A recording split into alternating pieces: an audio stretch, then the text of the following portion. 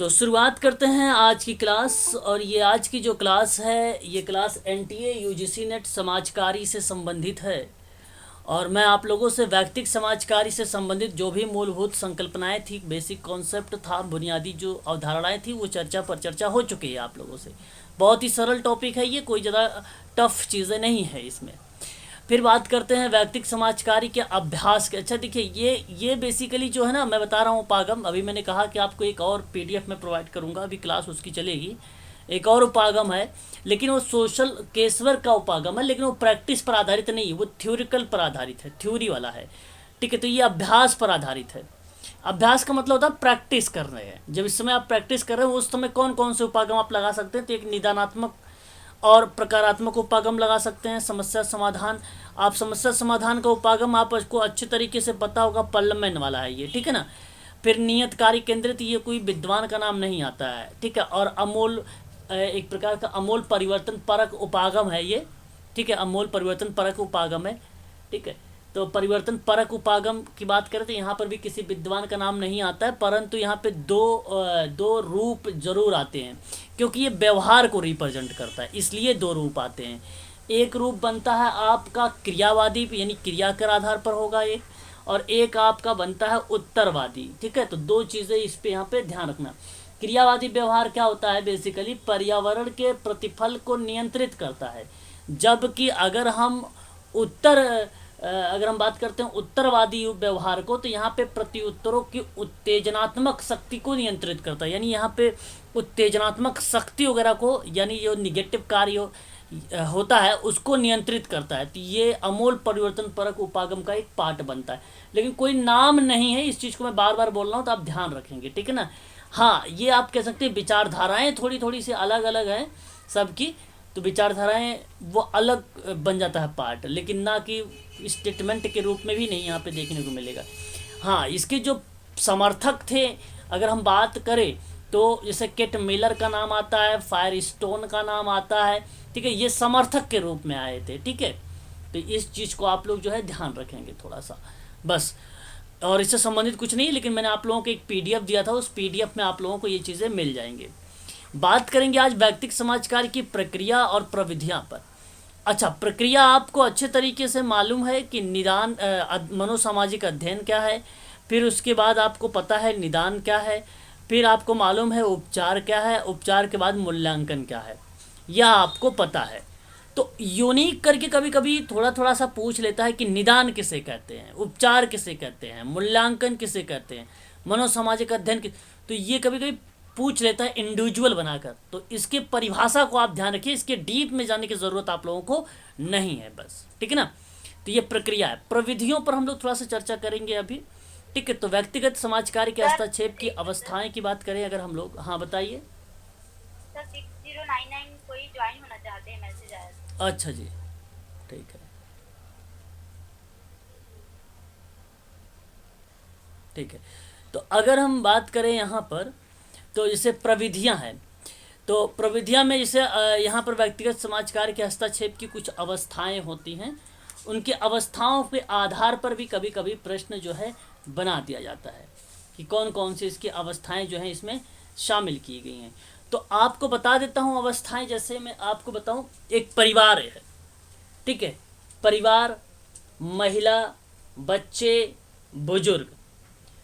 तो यहाँ अगर आप साइकोलॉजी को भी समझें, जिसे साइकोलॉजी में आप पढ़ते हैं प्रसव पूर्व से पहले, फिर बाल्यावस्था, शैशवावस्था, बाल्यावस्था, तो वो आपको नहीं, आपको याद ये रखना है यहाँ पे कि केस वर्क में जब आप हस्तक्षेप की प्रक्रिया करते हैं तो परिवार वहाँ पे शामिल होती है। तो परिवार के साथ समाज कार्य का हस्तक्षेप क्या होगा, ये हमें थोड़ा सा ध्यान देना है। ये एक अवस्था का रूप में है। महिलाओं के साथ समाज कार्य में हस्तक्षेप किस तरीके से, मतलब समानता का अधिकार देने की बात करता है, ठीक है। भेदभाव को खत्म करने की बात करता है, ठीक है ना। यौन शोषण या यौन उत्पीड़न की बात करता है, ये भी ये समस्या है। तो महिलाओं के संबंध में जो समस्याएं हैं उस समस्याओं को समाप्त करना है, बस वही प्रक्रिया यहाँ पर एक प्रकार से हस्तक्षेप की अवस्था बन जाती है, ठीक है। आगे अगर हम बात करते हैं उसके बाद बच्चों को लेकर, तो बच्चों के साथ बहुत सारे दुर्व्यवहार हो रहे हैं, ठीक है ना। 18 वर्ष से कम उम्र के ही बच्चों को क्या क्या कंपनी वगैरह फैक्ट्री वगैरह में काम दे दिया जाता है। तो ये एक प्रकार का हस्तक्षेप है, क्योंकि यहाँ पे लोगों को जागरूक किस तरीके से करना है, उनके परिवार वालों को या समुदाय को या समूह को, ताकि उनके साथ बच्चों के साथ दुर्व्यवहार ना हो सके, उनका भविष्य अच्छा हो सके। इस तरीके से सोशल वर्कर यहाँ पे सोचता है। तो एक अवस्था का रूप है ये। फिर उसके बाद आपका आता है बुजुर्गों के साथ, बुजुर्ग मतलब वृद्ध व्यक्तियों के साथ समाज कार्य का हस्तक्षेप क्या होगा।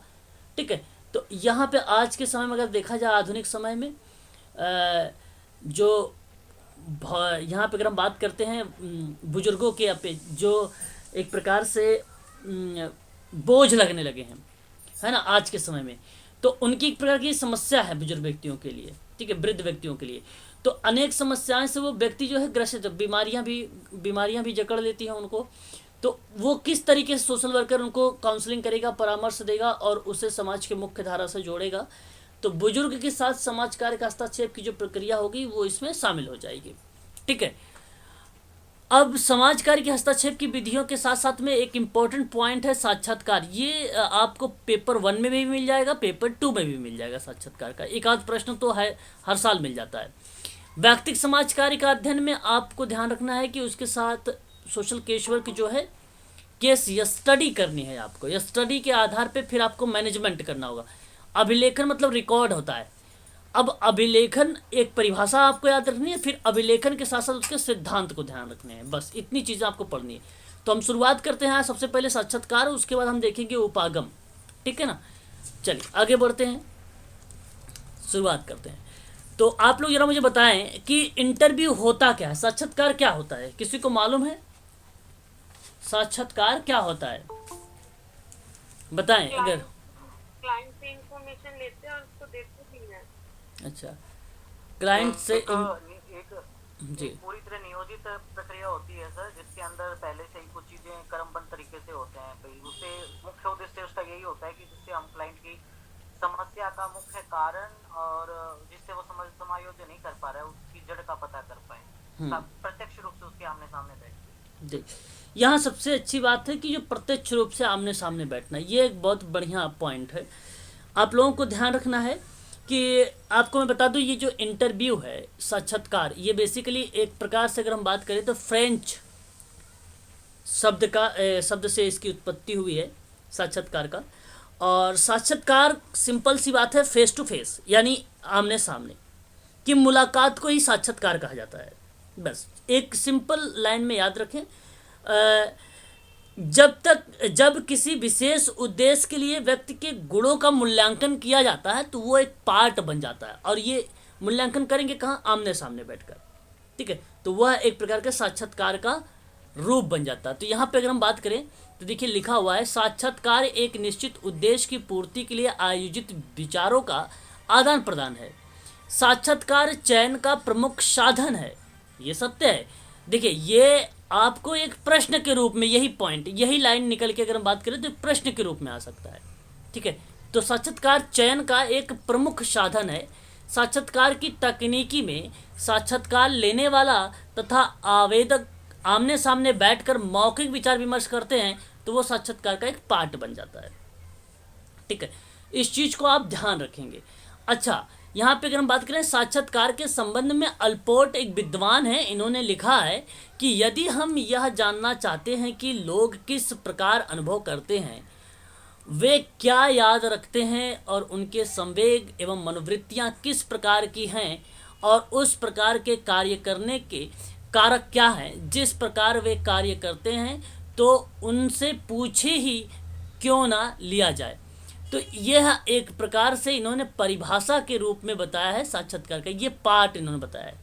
लेकिन मैं आपको बताऊं, एक सिंपल से शब्दों में नाम याद रखिएगा ऑक्सफोर्ड डिक्शनरी का। ऑक्सफोर्ड डिक्शनरी कहती है कि साक्षात्कार आमने सामने की मुलाकात है, ये सबसे अच्छी परिभाषा लगती है। साक्षात्कार जो होता है वो आमने सामने का मतलब होता है फेस टू फेस की मुलाकात होती है, विशेषकर तब जब किसी विशेष उद्देश्य के लिए व्यक्ति के गुणों का मूल्यांकन किया जाए तो वो आपका इंटरव्यू होता है। तो ये ऑक्सफोर्ड डिक्शनरी के अकॉर्डिंग कहा गया है ना, ये चीज़ आप ध्यान रखिएगा। साक्षात्कार अनुसंधानकर्ता यानी शोधकर्ता, अनुसंधानकर्ता और शोधकर्ता ये दोनों एक ही होता है, और सूचनादाता के बीच अध्ययन की एक पद्धति का नाम है। देखिए मैं बताऊं आपको, इंटरव्यू कहीं ना कहीं जो है एक टेक्निक के रूप में भी आता है। आपने पढ़ा होगा सोशल वर्क की टेक्निक, तो सोशल वर्क की टेक्निक जो है इंटरव्यू भी है, इस चीज़ को आप ध्यान रखिएगा। तो साक्षात्कार के अंतर्गत दो व्यक्ति या उससे अधिक व्यक्तियों के बीच संवाद होता है, ठीक है, मौखिक प्रत्युत्तर होते हैं, तो वो साक्षात्कार होता है। तो साक्षात्कार की आधारशिला पर ही समाज कार्य की सैद्धांतिक और व्यवहारिक इमारत को खड़ी की जाती है। इस चीज़ को आप ध्यान रखेंगे। आगे बात करते हैं साक्षात्कार की परिभाषा में। देखिए अगर हम बात करते हैं पॉलिंग यंग के अकॉर्डिंग, इन्होंने कहा है कि साक्षात्कार एक व्यवस्थित विधि मानी जा सकती है जिसके द्वारा एक व्यक्ति एक अपेक्षाकृत अजनबी के आंतरिक जीवन के न्यूनाधिक का मतलब होता है कम, ठीक है, कल्पनात्मक रूप से प्रवेश करता है, तो वह साक्षात्कार कहलाता है। इस चीज को आप ध्यान रखिएगा। तो कहीं कम तो कहीं अधिक चीजों को रिप्रेजेंट होती है, तो वो बेसिकली साक्षात्कार का पार्ट बनता है। हालांकि एग्जाम में नहीं पूछा जाता है साक्षात्कार की परिभाषा किस विद्वान ने, पॉलिंग यंग की परिभाषा क्या है, ये एग्जाम में आप लोगों से नहीं पूछा जाएगा। हाँ, ये आमने सामने वाली जो बात है, ये एक प्रकार का, इससे आपको अवधारणा भी पता चल जाती है और परिभाषा भी पता चल जाती है कि ऑक्सफोर्ड डिक्शनरी की है, ठीक है। और ये किसी व्यक्ति के उद्देश्य के गुणों का मूल्यांकन करता है साक्षात्कार, इस चीज को आप ध्यान रखेंगे। सीएम मोजर की बात करें तो एक सर्वेक्षण साक्षात्कार या साक्षात्कारकर्ता तथा उत्तरदाता के मध्य एक वार्तालाप है। वार्तालाप का मतलब होता है कन्वर्सेशन, मतलब बातचीत, जिसका उद्देश्य उत्तरदाता से निश्चित सूचना प्राप्त करना होता है, वो साक्षात्कार कहलाता है। परमार साक्षात्कार दो व्यक्तियों में एक सामाजिक स्थिति बनाता है जिसमें निहित मनोवैज्ञानिक प्रक्रिया के लिए यह आवश्यक है कि दोनों व्यक्ति परस्पर प्रत्युत्तर करते रहे, ठीक है, ये साक्षात्कार का पार्ट बन जाएगा। सिन पायोयिंग की परिभाषा की बात करें तो साक्षात्कार क्षेत्रीय कार्य की एक ऐसी प्रविधि है जो कि एक व्यक्ति या व्यक्तियों के व्यवहार की निगरानी करने, कथनों को अंकित करने व सामाजिक और सामूहिक अंतःक्रिया के व्यवहारिक परिणामों का निरीक्षण करने के लिए प्रयोग में ली जाती है, वो साक्षात्कार कहलाती है। एमएन वशु के अकॉर्डिंग बात अगर हम करें तो एक साक्षात्कार को कुछ विषयों को लेकर व्यक्तियों के आमने सामने का मिलन कहा जा सकता है। ये एमएन वशु की परिभाषा है। गुडेन हार्ट, ये परिभाषा में अगर हम बात करें तो इनका शोध में काफ़ी ज़्यादा इंपॉर्टेंट भूमिका देखने को मिलती है। शोध में गुडेन हार्ट ने क्या परिभाषा दी है, किसी को मालूम है, जरा बताएं। देखिए प्रतिचयन जो होता है, ये प्रतिचयन एक लघुत्तर प्रतिनिधित्व या प्रक्रिया मानी जाती है, ठीक है, इस चीज को आप ध्यान रखिएगा। ये एमपीपीएससी में आया हुआ था, है ना। अगर हम बात करते हैं साक्षात्कार मौलिक रूप से सामाजिक अंतःक्रियाओं की एक प्रक्रिया मानी जाती है, गुड्डे हार्ट की परिभाषा हो जाएगी इंटरव्यू में, ठीक है, याद रखेंगे।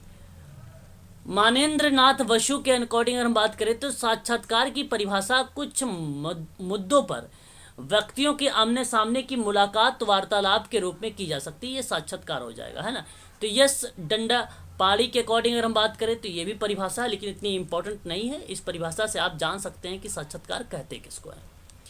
साक्षात्कार, अब आप समझ गए होंगे कि साक्षात्कार का मतलब है दो या दो से अधिक लोगों के बीच किसी निश्चित प्रयोजन हेतु औपचारिक या अनौपचारिक मूल्यांकन या बातचीत करते हैं, तो साक्षात्कार का पार्ट बन जाता है।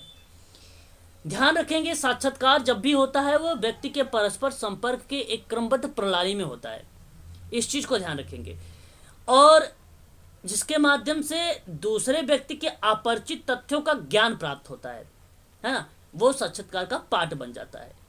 और साक्षात्कार सबसे ज्यादा अगर पॉजिटिव साबित हुआ है तो वो केस वर्क में साबित हुआ है ना। इस चीज को आप लोग जो है ध्यान रखिएगा साक्षात्कार में।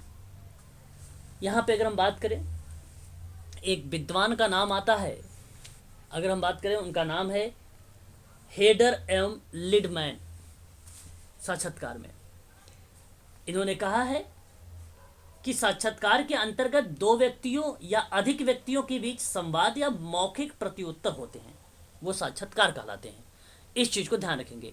एक अच्छे साक्षात्कार की आवश्यक कंडीशन क्या हो सकती है, किसी को मालूम है?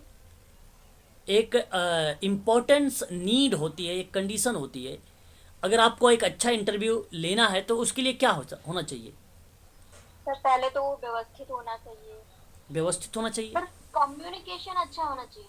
कम्युनिकेशन, ये एक अच्छा इम्पोर्टेंट आपने बताया पॉइंट। संचार एक अच्छा होना चाहिए, बहुत बढ़िया। और शांत स्थल होना चाहिए। पूर्वाग्रह रहित होना चाहिए। हाँ, ये भी एक इम्पोर्टेंट पॉइंट है।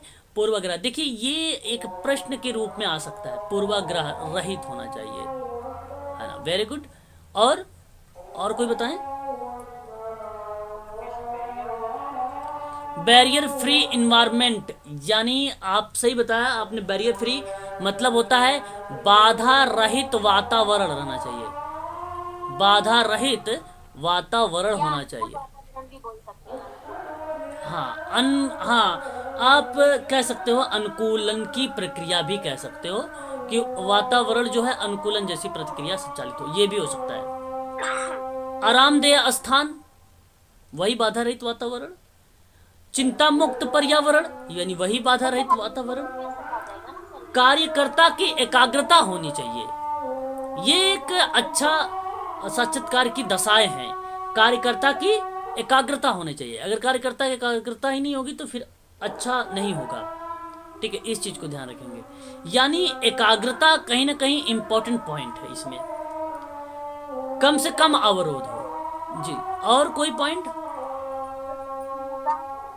जी? फीडबैक होना चाहिए सर। गोपनीयता भी तो होना। हाँ, गोपनीयता भी होनी चाहिए।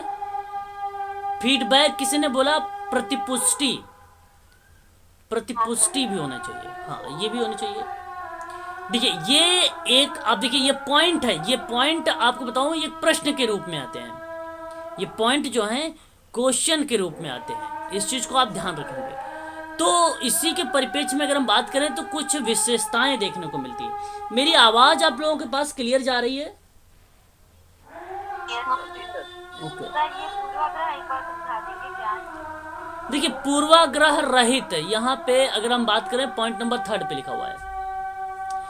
पूर्वाग्रह का मतलब होता है कि आपको बताऊं, आप कभी भी जब साक्षात्कार करें तो व्यक्तिनिष्ठ ना करें। व्यक्तिनिष्ठ रिप्रेजेंट करने लगता है कि आपने देखा कि जो व्यक्ति है वो शकल से या फेस से या चेहरे से अच्छा है, उसके साथ आप अच्छा काम करने लगते हैं फिर, ठीक है। अगर अच्छी जानकारी रख रहा है थोड़ा बहुत किसी फील्ड में, तो भी आप उसके साथ अच्छा काम करने लगते हैं। तो ये कहीं ना कहीं पूर्वाग्रह की बात कर रहा है। अच्छा कार्य तो आपको करना ही है, लेकिन इसमें अगर आप उसके साथ साथ ज़्यादातर कार्यों में जो अंतरण प्रत्यंतरण की प्रक्रिया संचालित होती है, तो वहाँ पर आप रिप्रेजेंट करने लगते हैं, तो वो व्यक्तिनिष्ठता को रिप्रेजेंट करता है, प्रतिनिधित्व करने लगता है। व्यक्तिनिष्ठता एक प्रकार की भेदभाव को बताने लगता है। जब आप कोई मानसिकता बना लेना सर। हाँ, भेदभाव में पहले से, अब पहले की मानसिकता यही हो सकती है ना कि अब भाई लड़का अच्छा है, व्यक्ति अच्छा है, उसमें तो आपने उसके साथ अच्छे कुछ अंतरण वाली प्रतिक्रिया जो है संचालित करने लगते हैं, तो वो पूर्वाग्रह हो जाए, जो कि ऐसा नहीं होना चाहिए। वस्तुनिष्ठ होना चाहिए साक्षात्कार, वस्तुनिष्ठ होना चाहिए, इस चीज को ध्यान रखिएगा। तो पूर्वाग्रह रहित होना चाहिए। महिला है तो महिलाएं के साथ बहुत लोग ऐसे होते हैं कि भाई काम जो है उनके लिए अधिक समय व्यतीत करने लगते हैं। देखिए कोई भाई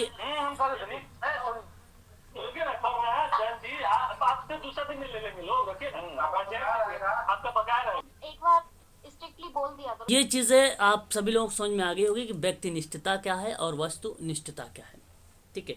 पूर्वाग्रह रहित क्या है।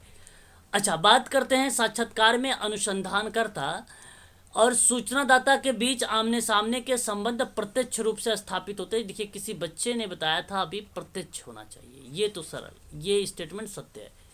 और इस पद्धति के द्वारा, अच्छा प्रत्यक्ष का मतलब आमने सामने ही वाला प्रक्रिया संचालित हो रही है यहाँ पे, फेस टू फेस वाली, इस चीज़ को आप जो है ध्यान रखेंगे, ठीक है। ये विशेषता के रूप में हम इसको देख रहे हैं, है ना।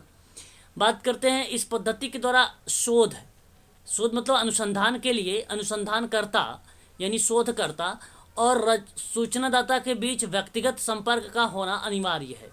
ठीक है। साक्षात्कार सामाजिक अनुसंधान की एक पद्धति है, सामाजिक शोध की एक सिस्टम है। साक्षात्कार पद्धति द्वारा सामाजिक जीवन और सामाजिक घटनाओं के बारे में जानकारी प्राप्त की जाती थी। ये साक्षात्कार के द्वारा होता है, ये चीज़ ध्यान रखिएगा। यह जानकारी व्यक्तिगत संपर्क और वार्तालाप के द्वारा प्राप्त की जाती है। यह वार्तालाप के लिए 2 या 2 से अधिक व्यक्तियों का होना ज़रूरी होता है। ये एक प्रकार की विशेषता है उसकी। साक्षात्कार में इस वार्तालाप का विशेष उद्देश्य होता है। साक्षात्कार के अब हम देखेंगे प्रकार के बारे में, इसके कौन कौन से प्रकार होते हैं। साक्षात्कार बेसिकली 2 ही टाइप का होता है, एक होता है औपचारिक, एक होता है अनौपचारिक। मुख्यतः रूप से अगर हम बात करते हैं साक्षात्कार में, तो संचरित साक्षात्कार भी देखने को मिल जाता है और असंचरित साक्षात्कार भी देखने को मिल जाता है। साक्षात्कार वैसे में कई टाइप के होते हैं। अगर हम बात करें तो साक्षात्कार कई टाइप के बनेंगे। जैसे अगर हम बात करते हैं, एक व्यक्तिगत साक्षात्कार होता है। इसमें क्या होता है कि इस प्रकार के साक्षात्कार में केवल 2 ही व्यक्ति होते हैं, एक साक्षात्कारकर्ता तथा दूसरा साक्षात्कारदाता। इसमें साक्षात्कारकर्ता प्रश्न जो है पूछता जाता है और साक्षात्कारदाता प्रश्न का उत्तर देते रहता है, तो इसको हम लोग व्यक्तिगत साक्षात्कार बोल देते हैं। तो यहाँ पर अगर जैसे मैं और आप बैठे हैं, केवल मैं किसी एक व्यक्ति का नाम ले रहा हूँ, तो उसमें अगर हम बात करें तो ये प्रक्रिया व्यक्तिगत कहलाएगी। मैं प्रश्न पूछ रहा हूँ, आप उसका उत्तर दे रहे हैं। जॉब इंटरव्यू में भी ऐसा होता है। हाँ, आप यहाँ पे इंटरव्यू में देखिए, इंटरव्यू में कभी कभी आपको बताऊं, ग्रुप साक्षात्कार भी आप लोगों ने देखा होगा। ठीक है, ग्रुप साक्षात्कार आप लोगों ने देखा होगा। एक साथ में 2-3 लोगों के जो है साक्षात्कार या एक प्रकार से इंटरव्यू लिया जाता है। ग्रुपिंग भी होता है और व्यक्तिगत भी होता है। इंटरव्यू ऐसा ही होता है, समूह में लिया जाता है। हाँ, और एक इंडिविजुअल भी होता है ना, संस्था वगैरह में, प्राइवेट वगैरह में अगर आप जॉब करने जाते हैं तो वहाँ पे इंडिविजुअल भी होता है। इस प्रकार अगर हम ग्रुप की बात करते हैं, साक्षात्कार में 2 या 2 से अधिक साक्षात्कारकर्ता और अनेक साक्षात्कारदाताओं से समस्या से संबंधित सूचना एकत्रित करने का प्रयास करता है। अब ये देखिए, यहाँ एक ही पॉइंट इम्पोर्टेंट है, वो सूचना एकत्रित करने की बात होता है। सूचना का मतलब होता है इंफॉर्मेशन, एक प्रकार का कलेक्ट करने, यानी तथ्य को कलेक्ट करना चाहता है। इसमें यही इसका मोटो होता है ग्रुप का। और कभी कभी यह साक्षात्कार वाद विवाद की एक सभा का रूप ले लेता है ना। वाद विवाद आप समझ रहे होंगे, डिबेट वगैरह। ठीक है, तो ये एक रूप लेने लगता है ग्रुपिंग वर्क। आप लोगों ने किया होगा ग्रुप कॉन्फ्रेंस, इंडिविजुअल कॉन्फ्रेंस आप लोगों ने किया होगा, व्यक्तिगत सम्मेलन, समूह सम्मेलन, ये सामूहिक साक्षात्कार का ही पार्ट बन जाता है। इस चीज़ को आप ध्यान रखेंगे।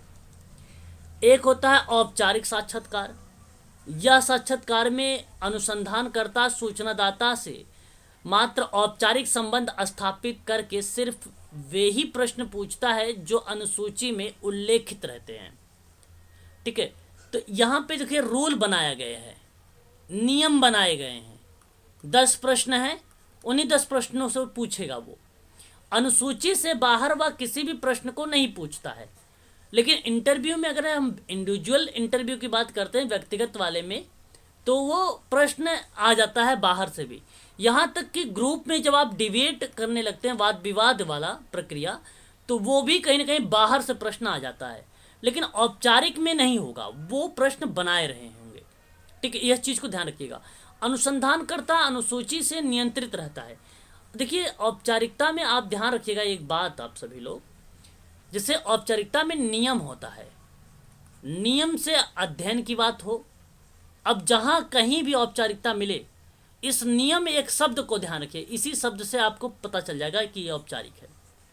ठीक है, और ये प्रश्न में देखो कह रहा है कि औपचारिक संबंध स्थापित करके सिर्फ वे ही प्रश्न पूछता है जो अनुसूची में उल्लेखित है। मतलब जो प्रश्न में बनाए गए हैं यहाँ पर, वही 10 क्वेश्चन यहाँ पे शामिल है। ठीक है, इस चीज को ध्यान रखिएगा। अनुसूची के प्रश्न, भाषा आदि के परिवर्तन में किसी प्रकार की स्वतंत्रता नहीं होती है। यहाँ तक जैसा लिखा रहेगा वैसा ही आप लोग वहाँ पे पढ़ेंगे या पूछा जाएगा। यहाँ तक कि भाषा और शब्दों में भी फेरबदल नहीं किया जाएगा। अच्छा, अनौपचारिकता में क्या होती है, अब देखिए उसका उल्टा, यहाँ पे नियम नहीं होगा। बस यह एक साक्षात्कार औपचारिक से निर्वाह के लिए ही नहीं किया जाता है। इसमें अनुसंधानकर्ता पर किसी भी प्रकार का नियंत्रण नहीं रहता है। वह अपनी इच्छा के अनुसार अनुसंधान के प्रश्नों को क्रमों में संशोधन और परिवर्तन कर सकता है, और इसके साथ ही वह सूचनादाताओं से नए प्रश्न भी पूछ सकता है। ये अनौपचारिकता में कहीं ना कहीं बन जाती है। ठीक है, इस चीज़ को ध्यान रखिएगा। यहाँ बाहर से प्रश्न जोड़े जाएंगे। एक होता है पुनरावृत्ति का साक्षात्कार। इस प्रकार के साक्षात्कार में अनुसंधानकर्ता एक से अधिक बार साक्षात्कार करके सूचनादाता से सूचना संकलित करता। संकलित का मतलब होता है कलेक्ट करना, ठीक है, करता है, और इसका प्रयोग परिवर्तन का अध्ययन करके और सामाजिक मनोवैज्ञानिक प्रक्रियाओं के प्रभाव जानने हेतु होता है। ठीक है, तो ये पुनरावृत्ति का साक्षात्कार कहलाता है, जहाँ पे सूचना तो कलेक्ट की जाती है, और ये सूचना कलेक्ट की जाएगी, एक से अधिक बार साक्षात्कार करना पड़ेगा, तब जाके सूचना मिलेगी, और ये सूचनादाता करता है। ठीक है, इस चीज को ध्यान रखिएगा। इसको पुनरावृत्ति का मतलब क्या होता है, रिपीटेशन। तो रिपीटेशन का अर्थ क्या बनेगा, एक से अधिक बार बनेगा कि नहीं, बताइए जरा एक बार। हाँ सर, पुनरावृत्ति का वही मतलब। हाँ सर ये वहाँ पे यूज कर सकते हैं, जैसे वो शेल्टर होम नहीं होते, वहाँ पे बच्चे बताते नहीं है कि क्या उनके साथ कैसे हुआ और वो कैसे शेल्टर में आ गए, मतलब कैसे भटकते हुए रास्ते पे मिल गए। वो तो नहीं है जो चाइल्ड लाइन में बच्चों हाँ, बिल्कुल कर सकते हो। बार बार पूछा जाता है हाँ। और वो हर बार इंफॉर्मेशन कुछ नई दे देते हैं। आपको कोई डेटा अगर आपको कलेक्ट करना होता है, आपका काम होता होगा शेल्टर में आप डेटा को कलेक्ट कर रहे होते हैं, तो डेटा कलेक्ट जो भी क्रिया जहां पर भी आप कर रहे हैं वो पुनरावृत्ति साक्षात्कार कहलाएगा ही कहलाएगा, है ना। तो साक्षात्कार के बजाय अगर हम बात करें किसी भी चीज़ में, आश्रम वगैरह की बात करें, या किसी की मान लीजिए अध्ययन की प्रक्रिया को ही जानना है, ठीक है, अध्ययन प्रक्रिया को ही, तो वहाँ पर भी एक दो बार करते हैं, तब भी वो पुनरावृत्ति का ही कहलाता है। ठीक है, तो जहाँ डेटा आपको एक से अधिक बार आप प्राप्त करना चाहते हैं उसको बोलते हैं पुनरावृत्ति। ये होता है केंद्रीय साक्षात्कार। इस प्रकार के साक्षात्कार का प्रयोग प्रायः किसी सामाजिक घटना, परिस्थितियाँ, फिल्म, रेडियो, दूरदर्शन कार्यक्रमों का सूचनादाताओं पर पड़ने वाले प्रभाव का अध्ययन करने हेतु किया जाता है। तो ये केंद्रीय साक्षात्कार का केंद्रीय साक्षात्कार क्या होता है, इसका प्रयोग सामाजिक घटना में किया जाता है ना। केंद्रीय साक्षात्कार, बात समझ में रही, नहीं समझ रहे हैं मेरी बात, बताइए। सर अभी तो नहीं आ रही समझ। केंद्रीय साक्षात्कार के बारे में अगर आपको मैं बताऊं, सिंपल सी बात है, इतना बात ध्यान रखिए कि ये सामाजिक घटना यहाँ पर मेन मोटो है। सामाजिक कोई कंपोनेंट है, परिस्थितियाँ हैं, फिल्म है, रेडियो है, दूरदर्शन का कार्यक्रम है, उन कार्यक्रमों का सूचनादाताओं पर पड़ने वाला जो प्रभाव का अध्ययन है वो आपका कहलाता है केंद्रीय। तो यानी मुख्य की बात कर रहा है ये केंद्रीय साक्षात्कार, ये मुख्य की बात कर रहा है, वह एक पार्ट बनता है केंद्रीय साक्षात्कार। केंद्रीय, इसको आप इस तरीके से समझ लीजिए कि ये परिस्थिति विशेष में सूचनादाताओं की धारणा हेतु भावनाओं का अध्ययन करता है। साक्षात्कार निर्देशिका के आधार पर संपन्न होने के कारण सामग्री का संकलन व्यवस्थित के रूप में करता है। यहाँ सामाजिक मनोवैज्ञानिक प्रमाणों के अध्ययन में विशेष लाभ मिलता है। तो मैं आपसे बताऊं, रॉबर्ट के मर्टन, आपने नाम सुना होगा प्रकारवाद में, इन्होंने साक्षात्कार को किसी एक संबंधित विषय पर केंद्रित होने के बारे में बताया। रॉबर्ट मर्टन ने, मर्टन का कहना है कि साक्षात्कार के लिए साक्षात्कार का निर्देशिका का प्रयोग किया जाना चाहिए। वास्तव में साक्षात्कार में किसी विशेष घटना या अवस्था में सूचनादाताओं की भावना, विचार, धारणाओं का अध्ययन जब करने की प्रक्रिया होती है वो केंद्रित कहलाती है, तो उसको केंद्रित साक्षात्कार बोला जाता है। याद रखिएगा, केंद्रित साक्षात्कार साक्षात्कार निर्देशिका के आधार पर संपन्न होने के कारण सामग्री का, यानी टूल्स उपकरण का, मटेरियल का संकलन व्यवस्थित रूप से होता है। यहाँ घटना या अवस्थाओं में जो सूचनादाता की भावना है, विचार है, धारणाएं हैं, उसका अध्ययन होता है, वो केंद्रित साक्षात्कार कहलाता है। वो केंद्रित साक्षात्कार कहलाता है। इस चीज को ध्यान रखिएगा। एक आपका जो है अनिर्देशित साक्षात्कार होता है।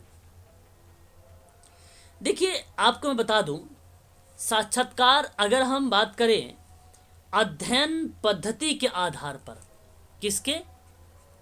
अध्ययन पद्धति के आधार पर, तो दो भागों में डिवाइड हो जाएगा। एक होगा आपका निर्देशित, एक आपका बन जाएगा अनिर्देशित। अब समझने की कोशिश करिएगा कि निर्देशित क्या होता है और अनिर्देशित क्या होता है। मैं आपको बता दूं, ध्यान रखिएगा पहले निर्देशित के बारे में। देखिए, निर्देशित साक्षात्कार को अनियंत्रित जो निर्देशित साक्षात्कार होगा वो आपका बनेगा नहीं, यहाँ पे आप निर्देशित ना कहिए, ठीक है? आप यहाँ पर निर्देशित ना कहिए, अनिर्देशित साक्षात्कार को आप बना लीजिए, ठीक है? गैर निर्देशित, ठीक है?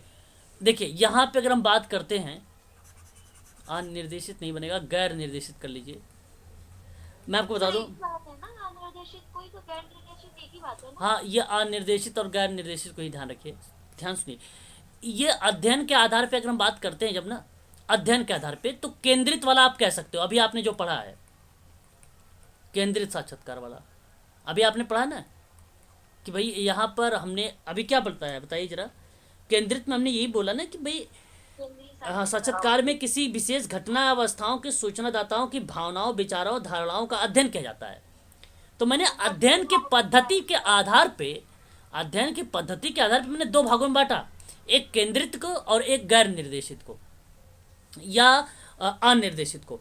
तो ये जो गैर निर्देशित होता है, ये बेसिकली साक्षात्कारकर्ता सूचनादाता के समक्ष किसी समस्या को रखता है और धैर्य पूर्वक उत्तरों को सुनता है।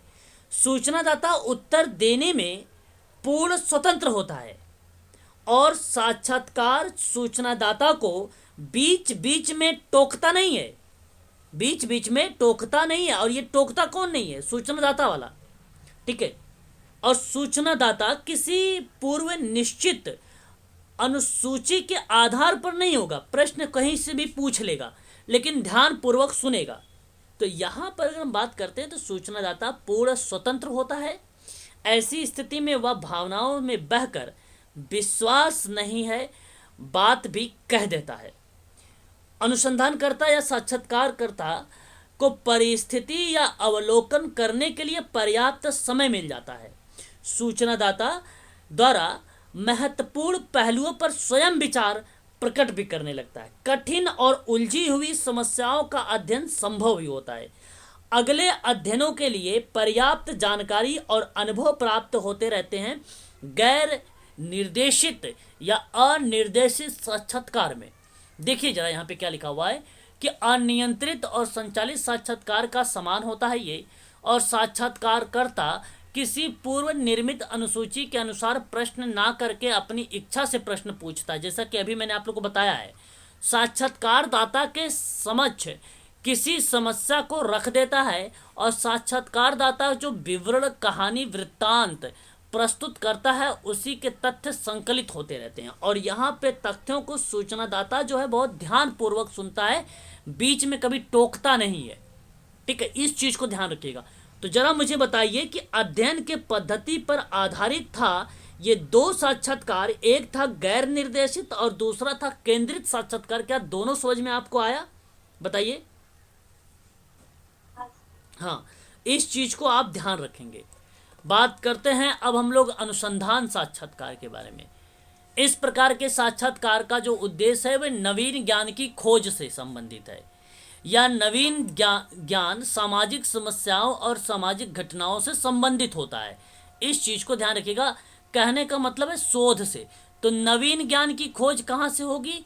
रिसर्च से होती है, शोध से होती है। तो जो नए ज्ञान है सामाजिक समस्या और सामाजिक घटनाओं से रिलेटेड है वो बेसिकली कहलाते हैं अनुसंधान साक्षात्कार कहलाते हैं। आगे अगर हम बात करते हैं तो एक होता है आपका कारक परीक्षक साक्षात्कार।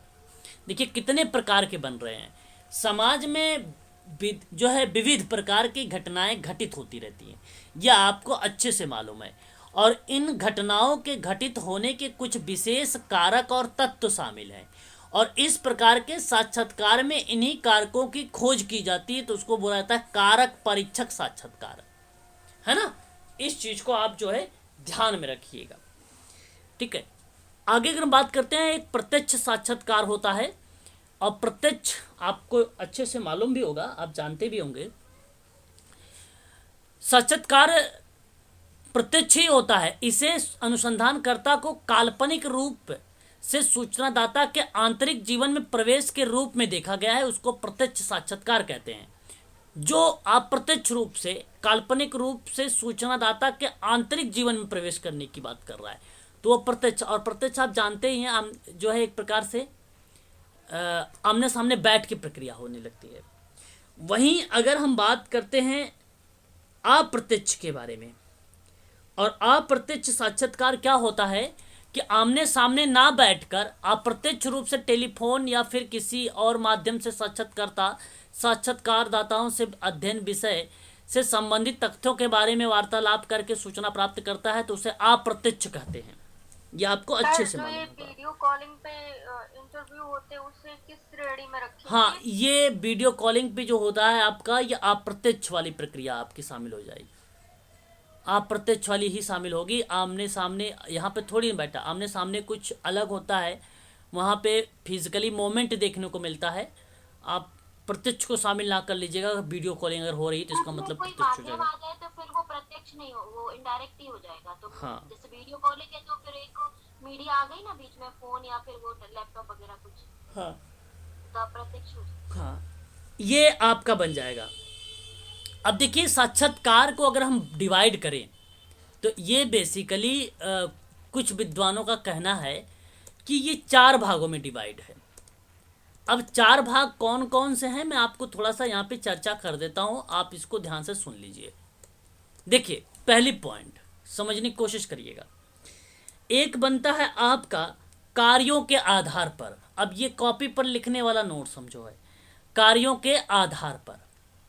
अब जो कार्यों के आधार पर साक्षात्कार होगा वो कैसे कैसे होगा, तो नंबर 1 यहाँ पे बनता है विश्लेषण के आधार पर। ये पॉइंट लिख लीजिए, केवल समझ लीजिए। ऐसे साक्षात्कार होते हैं किसी गंभीर सामाजिक समस्या और घटना के कारणों को जानने का प्रयास होता है, उसको विश्लेषण कहते हैं, है ना। दूसरा अगर हम बात करते हैं ये कार्य के आधार पर ही, तो शोध संबंधित होता है। ये शोध से तो आपको तो अभी मैंने बताया भी है कि मुख्य उद्देश्य सामाजिक घटना से संबंधित कार्यों को जानकर आने वाली शोध के लिए उपयुक्त कल्पनाओं का निर्माण करना होता है। साक्षात्कार उपचारात्मक साक्षात्कार से अधिक विस्तृत होता है, तो इसलिए ये शोध बेसिकली नए तथ्यों को कलेक्ट करने की बात करता है। एक आपका बन जाएगा अनुसंधान संबंधी उपचारात्मक शोध बन जाएगा, उपचारात्मक शोध बन जाएगा। अब ये जो उपचारात्मक शोध होता है, जब किसी साक्षात्कार का उद्देश्य किसी सामाजिक समस्या के समाधान हेतु संबंधित सुझाव को जानना होता है, तो उसे उपचारात्मक साक्षात्कार कहा जाता है। जैसे अगर अभी आपने किसी ने एग्जाम्पल दिया था शेल्टर का, तो जेल अधिकारी, न्यायाधीशों आदि के समय समय पर किसी सामाजिक समस्या के समाधान के लिए आवश्यक सुझाव की जानकारी के लिए साक्षात्कार कर रहे हैं, तो ये उपचारात्मक साक्षात्कार का पार्ट बन जाता है।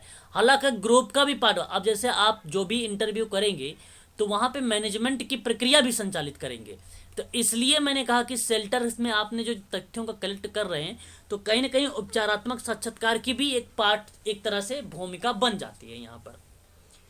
दूसरी बात करते, ये आपका पहला था। नंबर 2 आपका आता है औपचारिकता में। औपचारिक में एक होता है नियंत्रित, एक होता है अनियंत्रित। नियंत्रित का मतलब होता है कि साक्षात्कार में पहले से बताई गई अनुसूची के आधार पर संबंधित विषय के बारे में प्रश्न पूछा जाता है, यह नियंत्रित है। और ऐसे साक्षात्कार में इंटरव्यू लेने वाले के ऊपर एक प्रकार का नियंत्रण बना रहता है, क्योंकि उसे अनुसूची में दिए गए प्रश्नों के अतिरिक्त अन्य प्रश्न पूछने की स्वतंत्रता ही नहीं है, तो इसलिए उसको नियंत्रित साक्षात्कार बोला जाता है। एक होता है अनियंत्रित। अनियंत्रित में साक्षात्कार विशेष अनुसूची का सहारा नहीं लेता है, लेकिन इंटरव्यू लेने वाले को विषय से संबंधित प्रश्नों को अपने ढंग से पूछने की स्वतंत्रता होती है। ठीक है, ये चीज को ध्यान रखिएगा। अब बात करेंगे तीसरे टाइप पर। जो तीसरा बनता है वो सूचनादाताओं की संख्या पर होता है। वो किस पर होता है? सूचनादाता की संख्या पर। नंबर 1 बनेगा आपका व्यक्तिगत। अब आपको मैंने पहले ही बता दिया कि इस प्रकार के साक्षात्कार में एक समय में केवल एक ही सूचनादाता से साक्षात्कार किया जाएगा। इंटरव्यू लेने वाले और इंटरव्यू देने वाले प्रश्नों को ही प्रश्न का उत्तर देने में लगे रहते हैं। तो यहाँ पर एक व्यक्तिगत साक्षात्कार कहलाता है, यानी संख्या के आधार पर है। तो यहाँ पे यथार्थ सूचनाएं भी मिल जाती हैं, सभी प्रश्नों के उत्तर भी संभव हो जाते हैं, भावुक प्रश्नों का उत्तर भी संभव हो जाता है कि नहीं। और दूसरी बात अगर हम करें तो एक होता है समूह के रूप में, अब दूसरा है सामूहिक। तो एक साक्षात्कार में इंटरव्यू लेने वाले एक ही समय में एक ही स्थान पर एक से अधिक व्यक्तियों के संपर्क में रहता है। तो अनुसूची के अनुसार उन सभी व्यक्तियों से समस्या से संबंधित सूचना संकलित कर लेता है। इस प्रयोग से समूह में सभी व्यक्ति के बारी बारी से भी प्रश्न पूछे जाते हैं। तो बड़ी संख्या में सामग्री संकलन का अच्छा तरीका माना जाता है।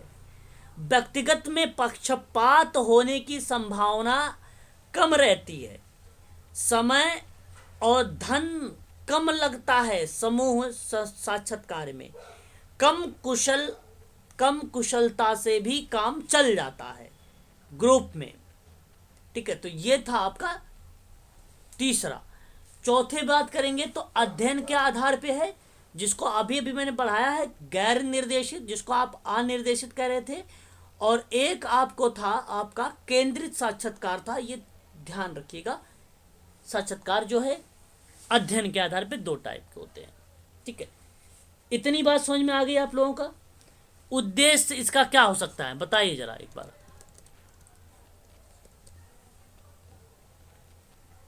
साक्षात्कार का उद्देश्य क्या हो सकता है? डेटा कलेक्शन, सूचना प्राप्त करना, तथ्य को कलेक्ट करना, समस्या के स्वरूप को चित्रण करना, बौद्धिक क्षमता कैसी है ये जानना। हाँ, व्यक्ति की बौद्धिक क्षमता या गुणात्मक तथ्यों का पता लगाना, अतिरिक्त सूचनाओं को एकत्रित करना, ये सभी के सभी साक्षात्कार का उद्देश्य बन जाता है। साक्षात्कार कोई साधारण बातचीत नहीं है, इसके पीछे एक विशिष्ट प्रयोजन या कुछ विशिष्ट प्रयोजन होते हैं।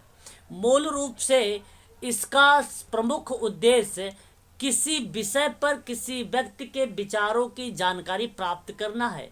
आधुनिक जटिल द्वैतिक समाज में अलग अलग प्रकार के अनुभव होते रहते हैं।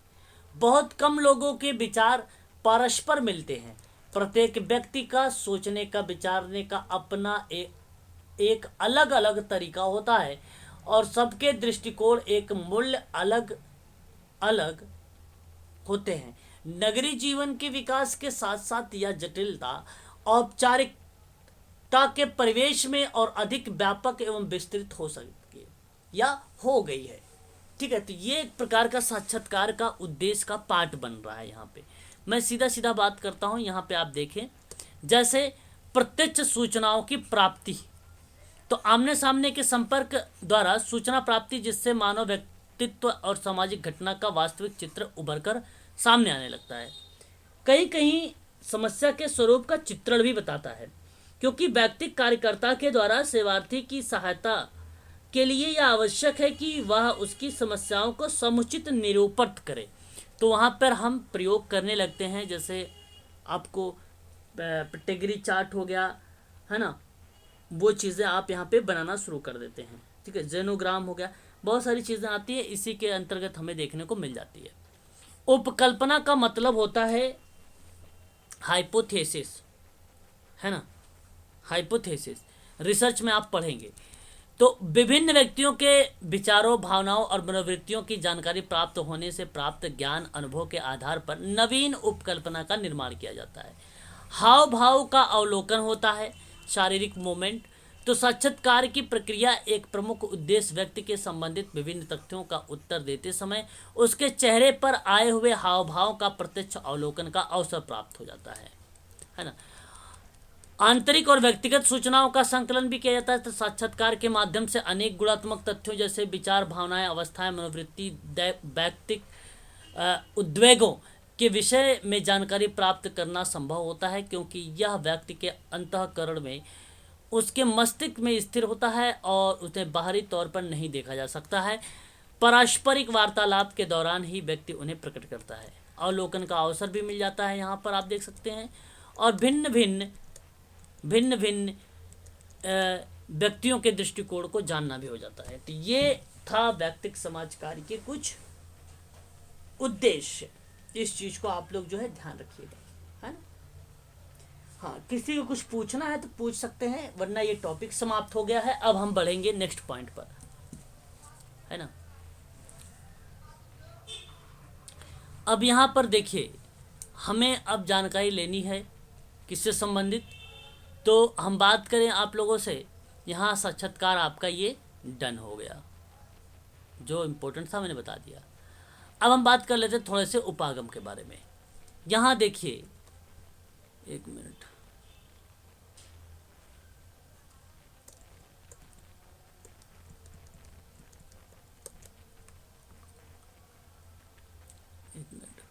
चलिए अब हम बात करेंगे यहाँ पर approaches of social case work. आपको भली भांति तरीके से मालूम है, ये बेसिकली अगर हम बात करते हैं तो 5 हमें देखने को मिल जाते हैं उपागम अप्रोच। 5 मुख्य रूप से हैं। इस चीज़ को आप लोगों को मैं बार बार बता रहा हूँ, आप ध्यान दीजिएगा 5 पर। नंबर 1 की अगर हम बात करते हैं, इसको अगर नोट करना है तो नोट कर लीजिए। भूमिका आती है अस्तित्व के सिद्धांत पर। किसकी भूमिका आती है? अस्तित्व का सिद्धांत। नंबर 2 की अगर हम बात करते हैं तो आपका आता है संज्ञानात्मक सिद्धांत, नंबर 2। ये 5 ऐसे उपागम देखने को मिलता है, यानी एक प्रकार की थ्योरीज हमें देखने को मिल जाती है। तीसरा आता है व्यवहार संशोधन का सिद्धांत, व्यवहार संशोधन का। और चौथा आपका आता है समस्या समाधान का सिद्धांत। 5वां आपका आता है उदार दृष्टिकोण।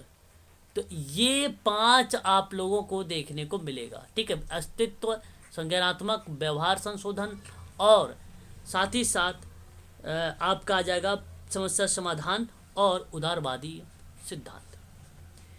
तो सामाजिक केश वर्ग के दृष्टिकोण कह लीजिए या सामाजिक केश वर्ग के उपागम कह लीजिए, जो गरीबी और विलासिता, भीड़ भाड़ और शानदार तकनीकी जैसे विरोधाभासों द्वारा चिन्हित समाज में और बढ़ी हुई जटिलताओं से उत्पन्न होने वाला बहुत परेशान तनाव को अमानवीय हो जाते हैं, जहाँ पे सामाजिक केश वर्ग व्यक्ति पर ध्यान केंद्रित करके योगदान प्रोवाइड करता है।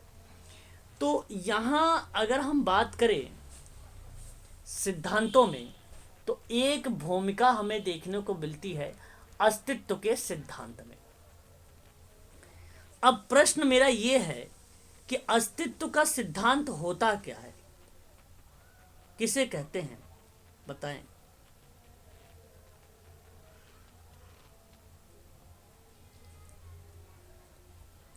बताइए जी।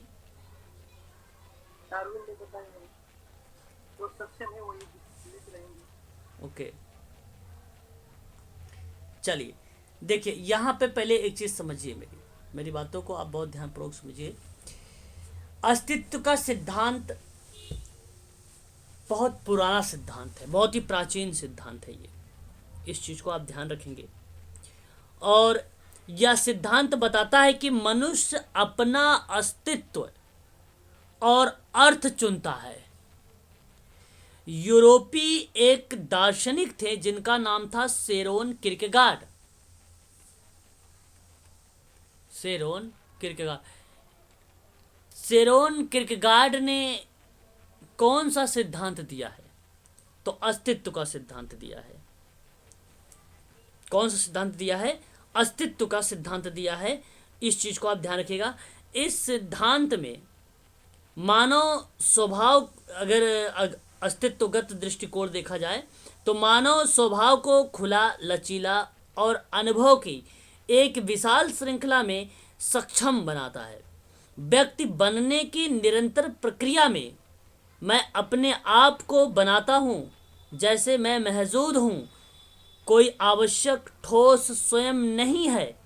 किसी के व्यक्तित्व और क्षमताओं की बारे में जब चर्चा होने की बात आती है तो कहीं ना कहीं अस्तित्व का सिद्धांत रिप्रेजेंट होता है। तो मनुष्य केवल एक जीवित प्राणी नहीं, वह अपने जीवन के प्रति सचेत रहने और इसे महत्व देने में सक्षम है। तो ये कहलाता है अस्तित्व।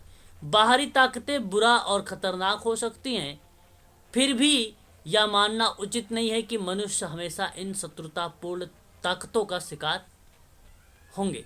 प्रत्येक व्यक्ति बाहरी परिस्थितियों को पार करने की क्षमता को रखता है। तो यह अस्तित्व का एक सिद्धांत बन जाएगा।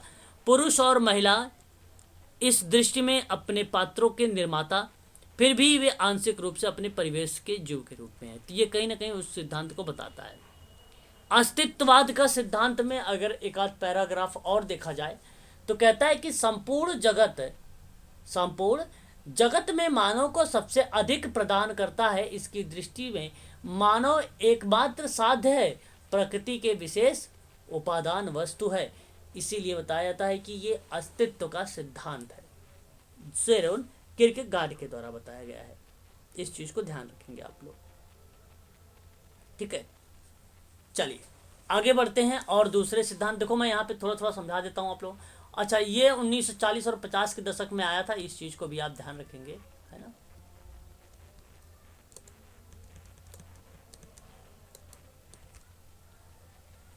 देखिए यहाँ पे कुछ सिद्धांत है और ये सिद्धांत के बारे में अगर हम बात करें तो वो लक्ष्य पे आधारित है।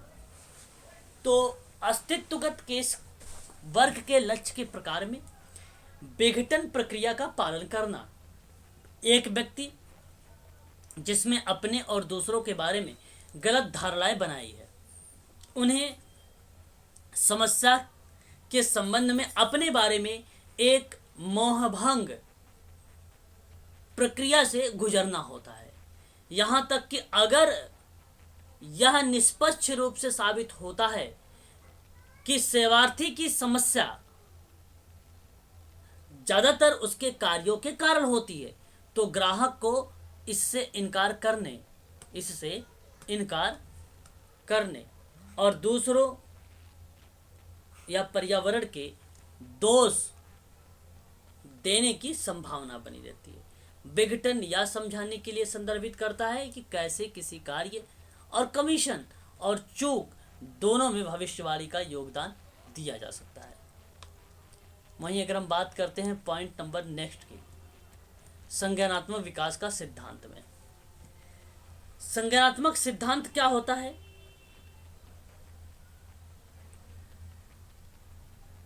सर बौद्धिक विकास। ओके,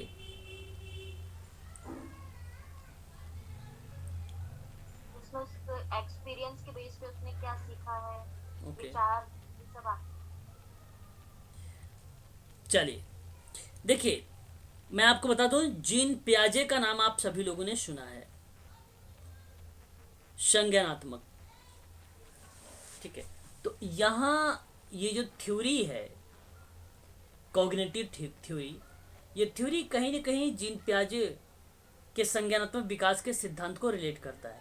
यहाँ पे संज्ञान, विचार, अनुभव और ज्ञान इंद्रियों के माध्यम से ज्ञान प्राप्त करना और चीज़ों को समझने की मानसिक प्रक्रिया है जिसके माध्यम से हमारे मन में विचार पैदा होता है और किसी चीज़ के बारे में पूर्वानुमान भी लगा पाते हैं। तो ये बेसिकली संज्ञानात्मक विकास के सिद्धांत को रिप्रेजेंट करता है। ठीक है, तो ये बहुत ही सरल था। जीन पियाजे की भूमिका देखने को मिलती है हमें। ठीक है, जीन पियाजे की यहाँ पे मैंने 5 अवस्थाएं लिखा भी है, आप देख सकते हैं यहाँ पे, है ना, इसको पढ़ लेना आप लोग। ठीक है, ये देखिए आपको अगर हम बात करते हैं, एक देखिए संवेदी पेशी अवस्था है, इंद्रिय जनित अवस्था है, मैंने आपको पढ़ाया है, अभी बताया भी है इसके बारे में, है ना, यहाँ पे पॉइंट है सारे के सारे, आप देख सकते हैं। तीसरे नंबर पर आता है व्यवहार संशोधन। देखिए व्यवहार संशोधन में सबसे पहले अगर बात होती है इवान पैट्रिक पावलोव की होती है। अभी आज मैंने 6 बजे क्लास में भी पढ़ाया था आप लोगों को, लेकिन अगर इवान पैट्रिक पावलोव नहीं है तो बीएफ स्किनर अवश्य होंगे, इस चीज़ को आप ध्यान रखेंगे। यही 2 लोग हमेशा आते हैं साथ में।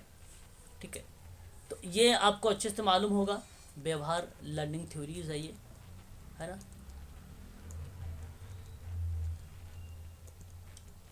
एक है समस्या समाधान। समस्या समाधान क्या है?